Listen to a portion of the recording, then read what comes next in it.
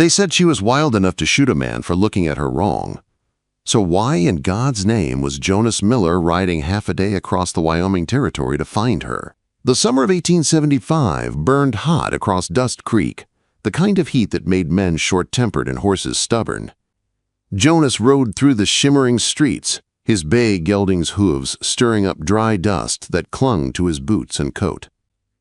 He wasn't here for whiskey or women, though that's what most cowboys came to the Broken Wheel Saloon for. No, he was hunting for something rarer, a camp cook who could feed 6 men through a 2-month cattle drive without burning beans or running off mid-trip. But the one name everyone whispered made the whole town go silent. Sarah Callahan Afternoon Miller called Sam Henderson from his general store porch, newspaper limp in his sweaty hands. "Heard you're looking for a cook." "Ain't many left since Cookie Johnson keeled over." Jonas tipped his hat. "That's what they tell me," Sam chuckled darkly. "Heard there's one over in Millbrook, though I'd think twice before hiring her. Mean as a bobcat, they say.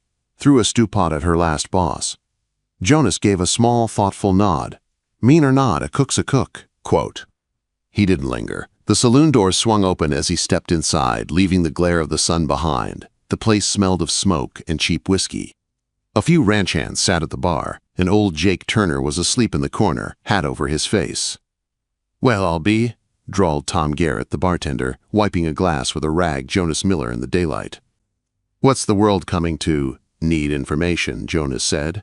"Looking for a cook?" Tom barked a laugh. "You and every other ranch from here to Cheyenne. Heard there's one in Millbrook. Sarah Callahan. But you don't want her." Jonas's gray eyes narrowed. "Why not?" The room grew still. Even Jake stirred. Tom leaned close. "Because that woman's wilder than the country itself. Last man who got too friendly near lost an ear. She don't take orders, don't take lip, and sure as sin don't take kindly to being told what to do. She can cook," though Tom sighed. "Best I ever heard. But she's trouble, Jonas." "Real trouble." Jonas drained the water Tom set before him, then adjusted his gun belt. "Trouble or not, I'll find her." Behind him, a ranch hand muttered, $10 says she shoots him before he makes it to town. Quote. The laughter followed Jonas as he stepped back into the blazing street. He untied his horse and rode east toward Millbrook, the sun sinking low over the horizon. The trail was long, lined with sagebrush and rocks that shimmered like ghosts in the heat. But Jonas Miller wasn't one to turn from hard trails or hard people. By the time he reached Millbrook, the sky had turned purple and gold. The town was small, a single main street with a few shops and one tired-looking boarding house at the end. The smell of roasting meat and baked bread floated through the air, and his stomach growled for the first time all day. He tied up his horse and knocked on the door. It opened to reveal a stout woman with sharp eyes and a tighter bun than a church sermon. "We're full," she snapped before he could speak. "Not looking for a room, ma'am." "I'm looking for Sarah Callahan." Her expression soured instantly. "What's she done now?" "Nothing. I'm offering her a job." The older woman studied him for a long moment, then stepped aside. "Kitchen's in the back."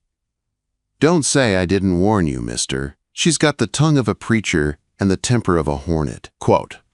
Jonas followed her through the dining room, where boarders paused mid-bite to stare at the dusty stranger. When the kitchen door swung open, heat and noise poured out. The clatter of pans, the hiss of frying, and the unmistakable scent of something delicious. At the stove stood a woman with auburn hair escaping her kerchief, sleeves rolled up, moving with fierce focus. There was flour on her cheek and defiance in her green eyes. "Sarah," said the landlady, "there's a man here to see you." She turned, eyes sharp as cut glass. If it's about Mr. Brewster, he had it coming. Man puts his hands where they don't belong, gets a skillet to the head. Natural consequences. Jonas's lips twitched. "I'm here to offer you work." She eyed him suspiciously. "Doing what?" "Cooking for my cattle outfit. 2 months on the trail, good pay, and no one to bother you. Long as the food's fit to eat." Sarah crossed her arms. "And why would you want to hire me, Mr. Miller?" "Jonas Miller." "Well, Mr. Miller, Folks tend to think I'm more trouble than I'm worth. Can you cook? Better than anyone in this territory, she said without modesty. Then that's all that matters. A flicker of surprise softened her expression. You'll regret it, maybe, but I've faced worse than a cook with a bad temper. She wiped her hands on her apron. Fine, I'll take it, but I've got conditions. Let's hear 'em. I bunk separate from the men. I carry my own weapons. And if any cowboy so much as looks at me sideways, I handle it my way. Jonas nodded. Agreed. As long as your way doesn't end in a funeral. No promises, she said, but a smile tugged at her lips. She handed her apron to the landlady, who looked more relieved than anything. I'll be in Dust Creek in 5 days. Don't be late paying me, Jonas tipped his hat. Wouldn't dream of it. When he stepped back into the night, the stars were bright over the plains, and the air felt cooler against his skin. As he mounted his horse, he couldn't shake the image of her. Those green eyes, that wild confidence. Maybe she'd be trouble. Maybe she'd save his drive. Either way, he knew one thing for sure. This summer was about to get dangerous, in a way no cattle drive ever had. And as the moon rose over the Wyoming horizon, Jonas Miller rode toward the future, not knowing if he'd just hired his salvation or his ruin. The morning Sarah Callahan arrived at Jonas Miller's ranch, she didn't sneak in quietly like most hired hands. She came thundering up the trail in a rickety wagon, pulled by a mule that looked almost as mean as she did, dust swirling around her like a personal storm. The cowboys stopped their work to stare. It wasn't every day a woman rode into camp alone, armed and cussing at a mule in 2 languages. Sweet mercy, muttered young Charlie Dawson, that our new cook. Reckon so, replied Frank Cooper, older and wiser. She looks more like she's fixin' to take the ranch by force. Sarah jumped down before the wagon even stopped moving. Her auburn hair caught the sunlight, and her green eyes swept the camp like a general inspecting her troops. She spotted the outdoor kitchen, a small stove under a lean-to, a few warped shelves, and pots that had seen better years. Her expression was pure disbelief. That, she said sharply, pointing, is where you expect me to perform miracles. Jonas stepped out from the barn, wiping his hands on a rag. It's basic, but it works. Basic, Sarah repeated with a short laugh. I've seen better setups in mining camps. Quote. She stalked toward the stove, lifting pot lids, testing the stove door, shaking her head at every turn. I'll need more shelves, a proper work table, and something to keep the dust out of my flour. You want your men fed right, or you want me cooking in this sorry excuse of a kitchen? Jonas watched her, trying not to smile. I'll see what we can do. You'll see that it's done, she corrected. Now point me to the supplies. The rest of the crew had gathered by then. Hank Williams, a mountain of a man with arms like tree trunks. Eli Porter, the best horse wrangler around but a world-class complainer. Red McCarty, whose nickname came from the hair that had long since gone gray. And Charlie, still young enough to think life was an adventure. She'll be cooking for the drive, Sarah crossed her arms, surveying them. You'll do. Though you, she pointed at Charlie, need to eat more. You look like the wind could knock you over. And you, this to Eli, stop scowling. I promise not to poison you unless you give me reason to. Eli blinked. We heard you threw a stew pot at your last boss. Only because he threw his opinions about women first. Sarah shot back fair's fair. Quote, the men snickered, but none dared say more. Over the next few hours, she took command of the kitchen like she'd owned it her whole life. Charlie and Red built new shelves under her direction. Hank moved the stove, and Eli grumbled but followed orders. Jonas watched from the corral, half amused, half impressed. His men who'd barely listened to him without argument, were scurrying around like boys doing chores for their mother. She's something, ain't she? Frank said, leaning on the fence beside him. That's one word for it, Jonas replied. The boys are taken, bets on how long she lasts. Charlie says a week, Eli says 3 days. Jonas chuckled quietly. I'll take the long odds. I say she'll outlast us all. By the time the sun began to fall, the camp smelled like heaven itself. For the first time in months, There was no trace of burnt beans or scorched coffee. Instead, the air was thick with the scent of real food, fresh biscuits, beef stew rich with spices, and coffee that didn't taste like it came from a muddy creek. When the dinner bell rang, a new addition Sarah had somehow found and hung herself. Every cowboy dropped what he was doing. They gathered like moths to flame. Sarah stood by the table, arms crossed. Don't just stand there gawking. Food's getting cold. They dove in like men starved. Charlie was the first to speak, mouth full of stew. "Miss Sarah, this is the best meal I've had since I left home." "Don't get used to it," she said briskly, but Jonas caught the faint curve of a smile. "Trail cooking won't be this fancy." When supper ended, the men didn't scatter like usual. They lingered, talking and laughing. The camp felt different. Warmer, lighter. Jonas saw it, and so did Sarah. Eli asked where she learned to cook like that. Sarah paused in her cleaning. "Started at a boarding house when I was 13. Been working kitchens ever since. Hotels, saloons, ranches. Lost count of how many. I leave when I have to." "Why's that?" Red asked softly. Sarah's smile was thin as a blade. "Most men think a woman in the kitchen belongs on the menu too." I had to correct that notion a few times. An uneasy silence followed until Jonas spoke. "Any man here who forgets his manners will answer to me, and then to Miss Callahan. Considerably worse than you, I imagine," Sarah said, her tone light again, now clear out. "I've got work to do for breakfast." The men obeyed, laughing as they went. But Jonas stayed. "That was a fine meal," he said quietly. "It was adequate," she replied, wiping her hands. "Wait till I get decent supplies." She studied him for a long moment. "You're not what I expected, Mr. Miller. What did you expect?" "The usual. A man desperate enough to hire me, but still fool enough to tell me how to do my job." Jonas gave a faint grin. "I learned in the cavalry to let the experts handle their own work." Her gaze softened. "Cavalry, huh? That explains the posture and the quiet. You've seen things. 6 years of it," he said simply. They stood in silence for a moment, two people who'd seen more of life's rough edges than they cared to admit. Then Sarah broke the stillness. "Breakfast is at 5. Don't be late." "I don't feed stragglers."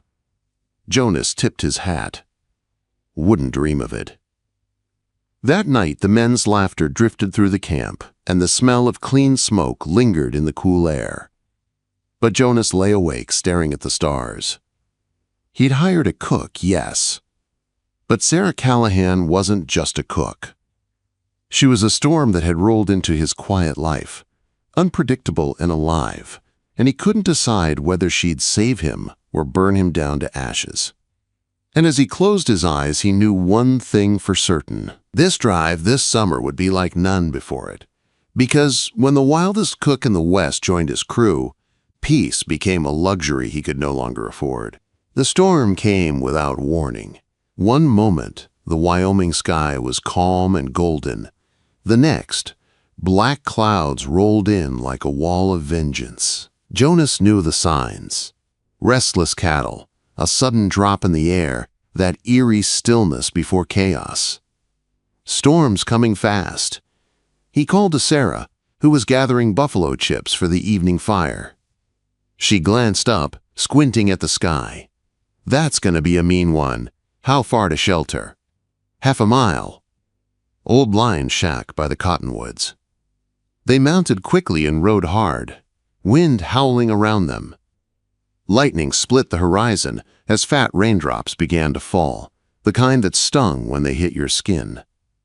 By the time they reached the shack, thunder was shaking the ground. Jonas checked the inside, empty except for dust and an old bunk. It wasn't much, but it was dry. Sarah followed him in, her hair plastered to her face, her cheeks flushed with exertion. "Well," she said, brushing rain from her sleeves, "home sweet home." Jonas secured the horses and returned, soaked through. Sarah had already lit a fire, her movements quick and sure. The flames threw warm light over the small space, painting her features in gold and shadow. "You're dripping on my floor," she teased. "Your floor." Jonas hung up his hat.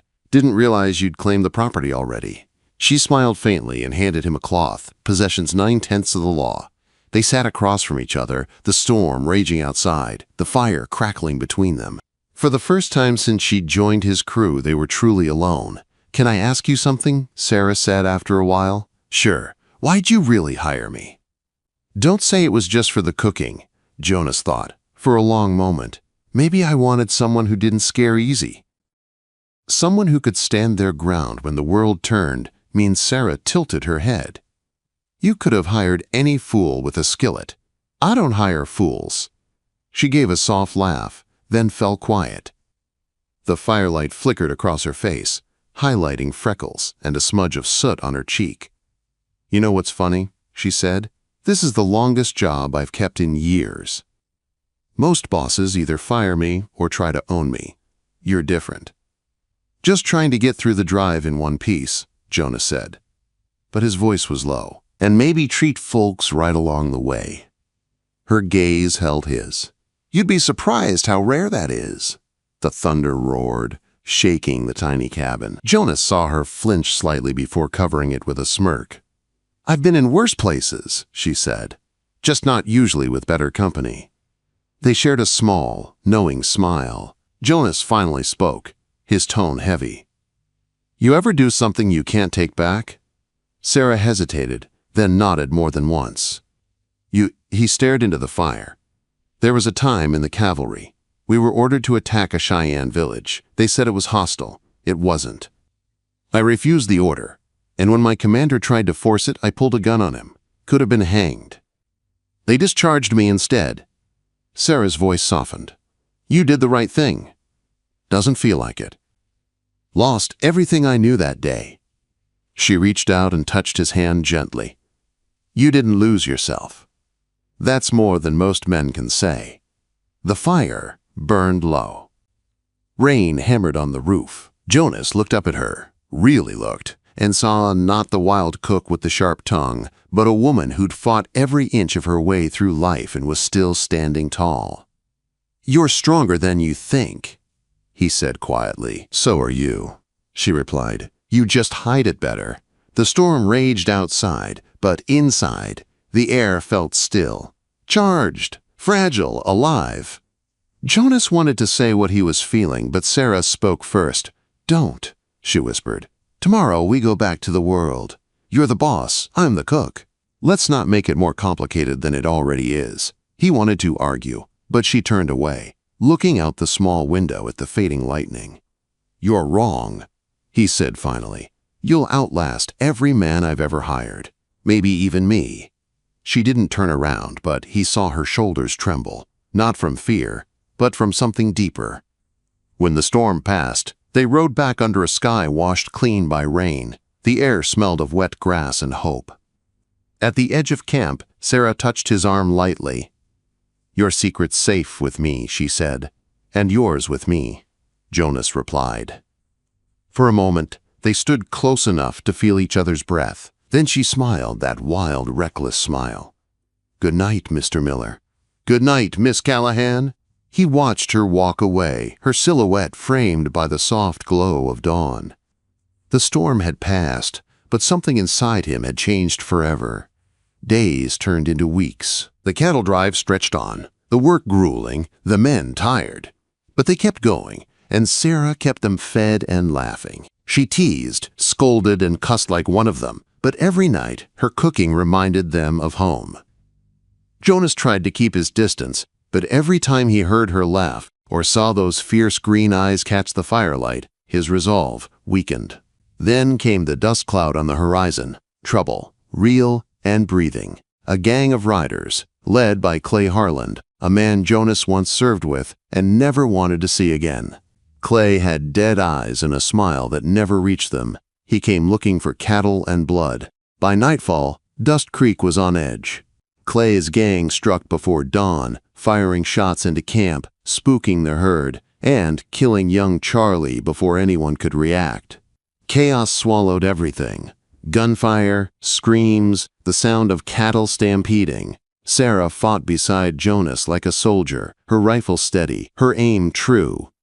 But Clay had more men, more fire, and no soul to lose. The chuck wagon went up in flames, supplies burned, men bled. When the smoke cleared, Charlie was dead, half the cattle gone, and Sarah's eyes burned with fury.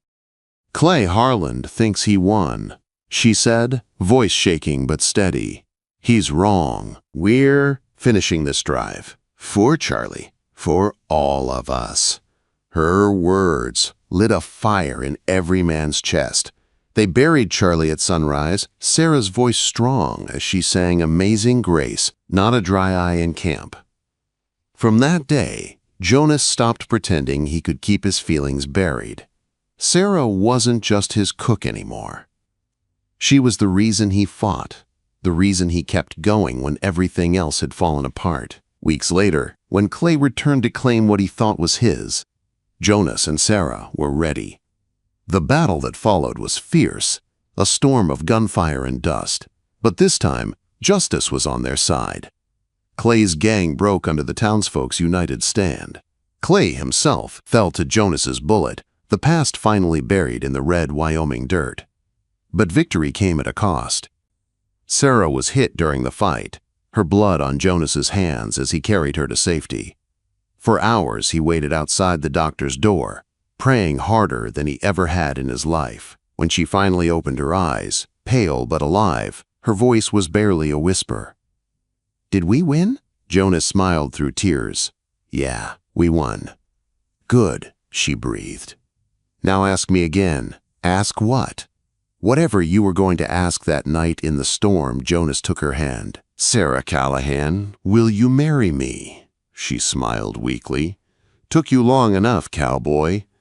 3 weeks later, under the same sun that had watched them fight, Sarah walked down the aisle in a simple white dress. The whole town gathered, ranchers, shopkeepers, every soul they'd fought beside. When the preacher asked if she took Jonas Miller as her husband, she looked into his gray eyes and said, "I absolutely do." The cheer that rose echoed across the plains. As they rode away from the church, hand in hand, Sarah laughed, a sound bright and wild as the Wyoming sky. Jonas smiled, tipping his hat toward the horizon.